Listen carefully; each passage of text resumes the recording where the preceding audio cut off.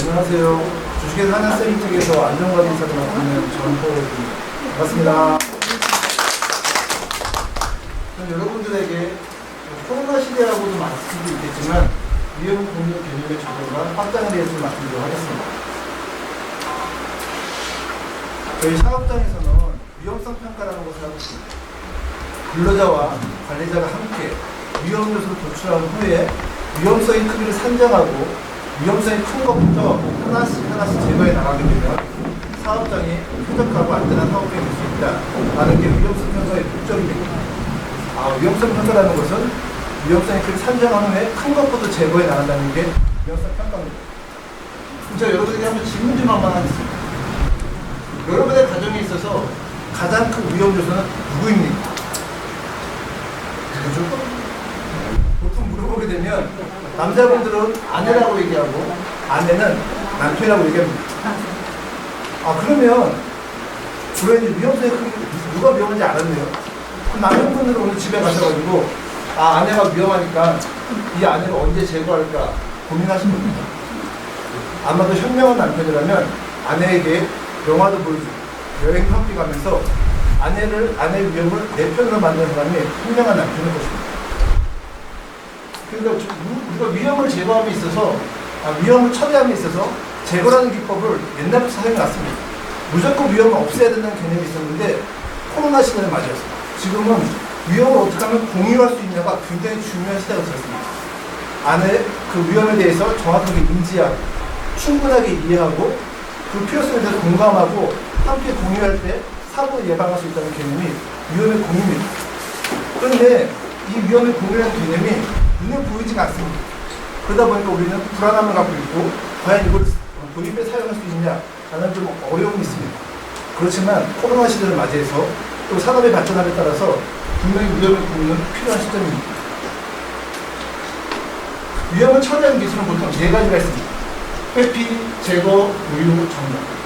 회피라는 것은 불안전한 행동, 위험한 행동을 아예 안 하는 겁니다. 안전한 행동을 선택하는 것을 회피라고 얘기하고 제거는 안전활동을 통해서 위험을 적극적으로 제거하는 겁니다. 보유라는 것은 위험을 감수하고 진행하는 것이고 전가는 위험을 제3자, 보험을 들어가지고 사고 발생했을 때 그 보험회사에다 놓는 걸 전가라고 됩니다. 다시 한번 강조하지만 코로나19 시대를 맞이했을 때는 보유라는 개념이 굉장히 중요했습니다. 코로나 시대라고 해서 우리가 일을 안 할 수도 없고 그 위험에 대해서 분명히 인지해서 마스크 잘 착용하고 또 사회적 거리를 두기 한다든가 손을 씻기는 통해서 위험하지만 우리는 작업을 진행하고 있는 것입니다. 그러므로 위험의 보유라는 개념을 정확하게 이해하는 것이 필요합니다. 위험 보유의 개념은 위험을 정확하게 인지하고 충분히 이해한 후에 그 필요성을 공감하고 그걸 다시 공유함으로써 그 사고 예방할 수 있는 적극적인 보유, 즉 이 보유의 개념이 반드시 필요한 시점입니다. 안전관리가 발전하는 과정을 보게 되면 1980년대에는 사고 발생하면 개인이 입었습니다. 그래도 당신이 잘못했잖아. 보호를 착용하지 않았네. 주변 점검하지 않았네. 그러다가 1990년대 들어서 관리자를 지금 그렇습니다. 관리자가 안전교육 실시하지 않았네. 네가 안전설비를 준비하지 않았잖아. 그러니까 개인한테 묻다 보니까 아무도 안 하는 상황이 발생했습니다. 그래서 2000년대 중반부터는 시스템적인 접근을 시작했습니다. 같이 체크리스트를 놓고 관리자와 근로자가 함께 위험을 체크한 후에 위험에 대해서 충분히 인지하고 사고를 예방할 수 있다는 시스템적인 접근을 하고 있는 겁니다. 그런데 그럼에도 불구하고 지금도 계속 중대사고가 계속 발생하고 있습니다. 지금은 우리에게 필요한 것은 안전문화, 위험을 공유하고 안전을 생활하는 게 필요한 겁니다. 근데 위험의 자산에서 위험으로 넘어가다 보니까 굉장히 불안감이 있습니다. 이거 눈으로 관리하다가 눈에 보이지 않는 관리 시스템을 도입하려다 보니까 굉장히 불안하기 때문에 이게 중간 단계로 위험의 공유라는 그 개념이 반드시 확장되어야지만 사고를 예방할 수 있는 시대가 되었습니다. 그래서 그런 위험 공유 단계를 잘 발전하게 되면 안전의 생활, 안전 문화로 넘어갈 수 있는 겁니다. 다시 말씀드리지만 안전 공유나 문화는 눈에 보이지 않습니다. 굉장히 불안하기 때문에 안 된다는 생각을 많이 갖고 계시는데 될 수가 있습니다. 예를 들어 보게 되면 제가 어렸을 때 길거리에 지나다가 어른을 만나게 되면 인사를 해야 된다고 배웠고, 또 신호를 건널 때는 초록불에 건너야 된다고 배웠습니다. 한 40분, 50분 지나와서 지금은 누가 말하지 않아도 길거리에서 어른을 인사하고 당연히 초록불에서 걷는 있습니다. 그 얘기는 이 위험에 대해서, 이 필요성에 대해서 우리가 충분히 인지하고 이해하고 다 같이 공감한 후에 국민의 과정을 거쳤기 때문에 이걸 잘 갖다 대가지고 시민들이 있는 겁니다. 마찬가지로 안전문화도 우리가 충분히 인지하고 이해하고 공감과 공유 통해서 발전해 나갈 수 있는 단계가 되겠습니다. 저희 현황을 보게 되면 저희가 많이 줄어들었습니다.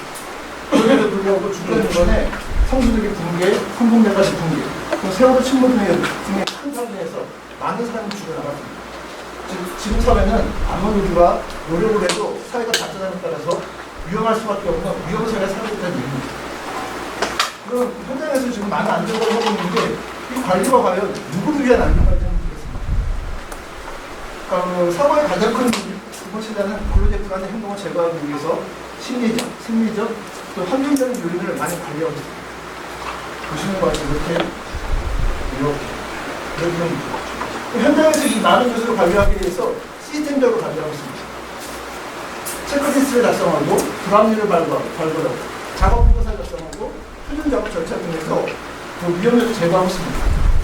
애초에는 다 다른 내용이 있는데 관리자들이 새로운 거 찾아야 되는데 그 번거로운 걸 피하기 위해서 같이 다 섞어버려가지고 지금은 체크리스트인지 불합리 발굴인지 작업 보고서인지 표준 작업 절차인지 확인할 수 없을 정도로 다 내용이 섞여 있어가지고 근로자들에게 어쩌면 더 헷갈리고 또 위험을 더 초래하는 경우들이 많아요. 관리가 편할 수도 있지만 또 순간에 성과를 낼 수 있지만 과연 근로자에게 도움이 되는지를 한번 좀 고려해봐야 할 시점입니다. 최근에 제가 현장에 가서 느낀 몇 가지 그 내용입니다.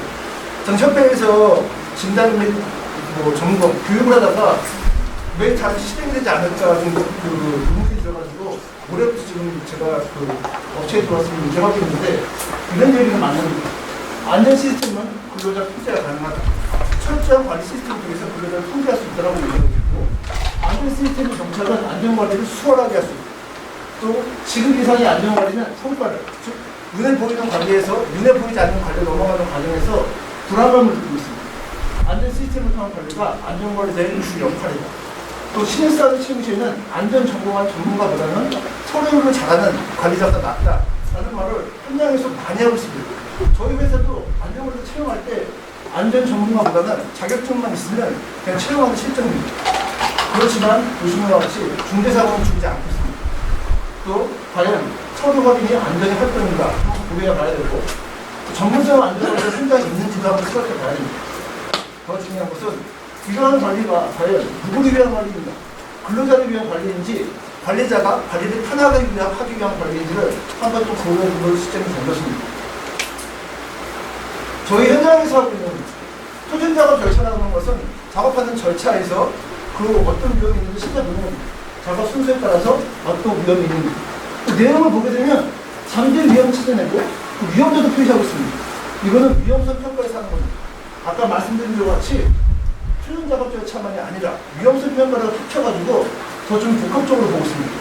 눈에는 다양하게 활동을 하고 있다라고 생각할 수 있겠지만 과연 근로자가 이걸 받아들였을 때 표준 작업 절차인지 위험성 평가인지 굉장히 헷갈리는 경우가 굉장히 많습니다.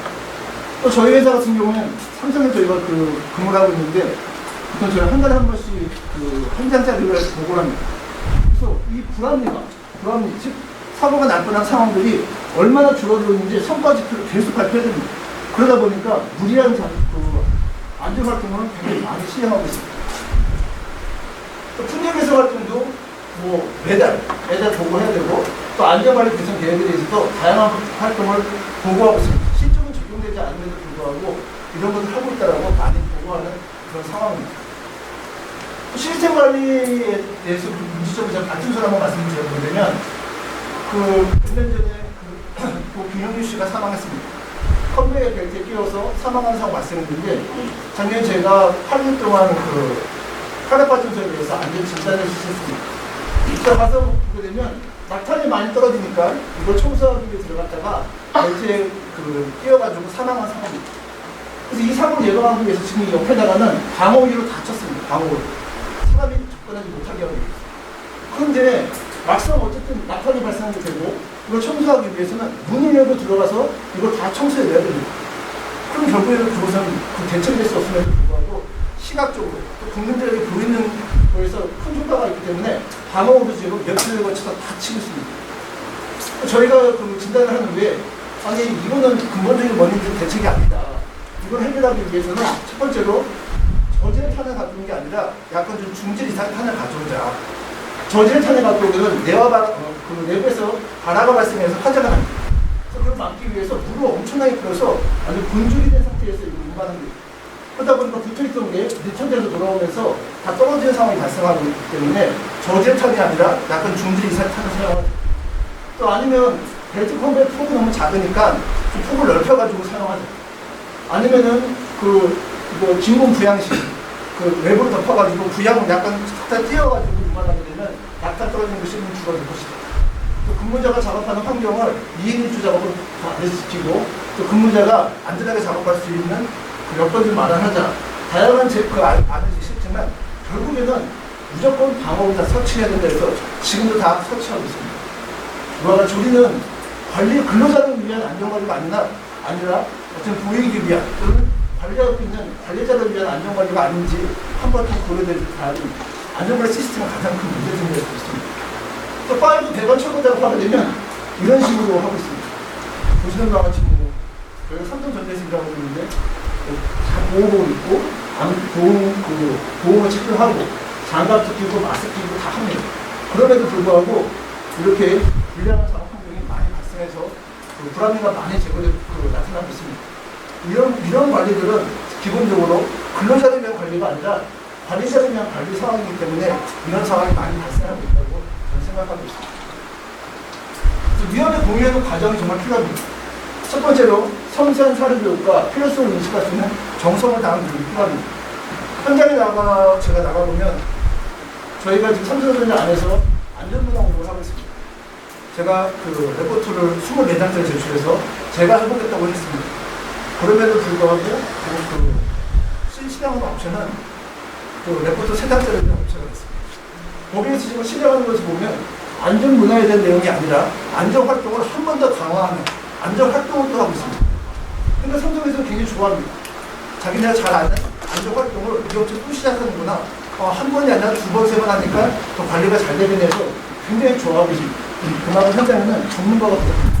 섬세한 사례들과 필요성을 인식할 수 있는 공감 교육을 실시해야 되고 현장 작업장에서의 사전 위험 요소 확인 및 인지 과정이 필요하며 위험 요소 및 안전 활동에 대한 문제점 파악을 정확하게 해야 됩니다. 더불어서 네 번째, 왜 위험부의 개념이 필요한지에 대한 공감 및 확인에 대한 교육과 토의 과정이 필요합니다.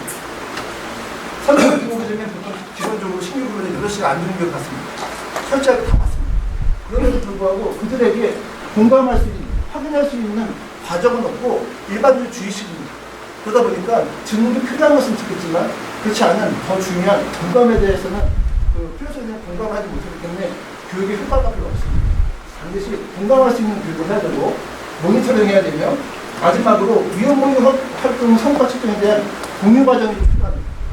결과가 나왔으면 이 결과에 대해서 근로자에게 공유함으로써 근로자 업체 성취감을 느껴야 되는데 이 결과는 성과 측정의 결과는 관리자의 것입니다. 관리자만 갖고 있지 근로자에게 공유하지 않기 때문에 근로자들은 지키기만 할 뿐이지 어떤 성과가 있는지 아니면 나에게 어떤 혜택이 있는지 전혀 알지 못합니다.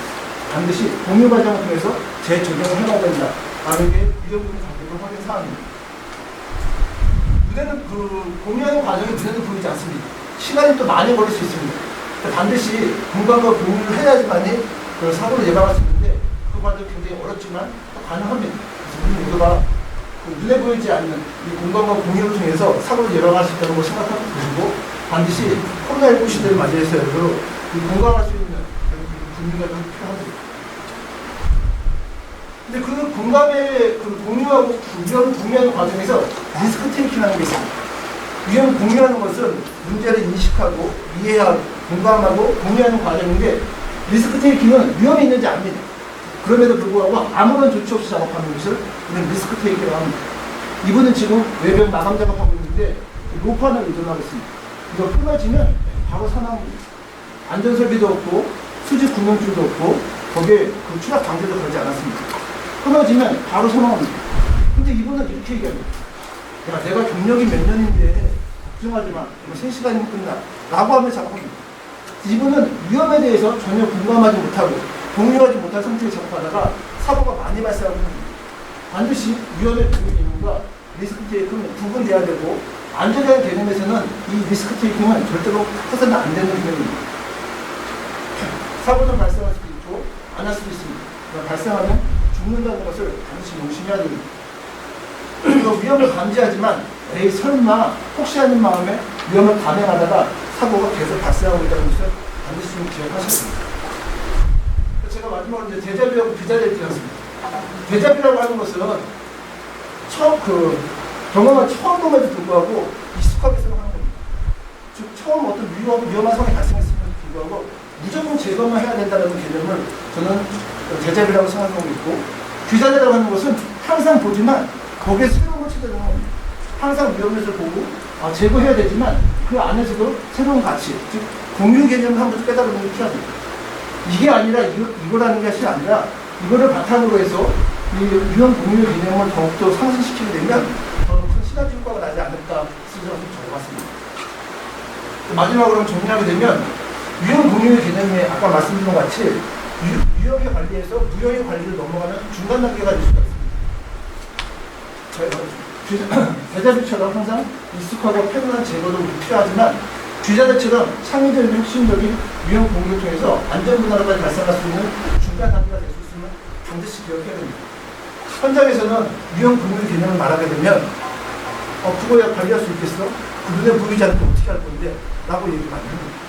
그렇지만 현장에는 분명히 기술적으로 환경적으로 관리하지 못한 부분이 굉장히 많습니다.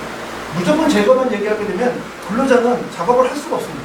근로자들이 작업할 수 있는 환경을 만들기 위해서 무조건 제거도 중요하지만 거기에 앞서서 위험의 공유의 개념을 정확하게 인지하고 이해하고 공감하고 공유한다면 조금 더 안전한 작업 환경을 만들 수 있지 않을까 해서 오늘 발표를 준비해봤습니다. 이상으로 저희 발표를 마치겠습니다. 감사합니다.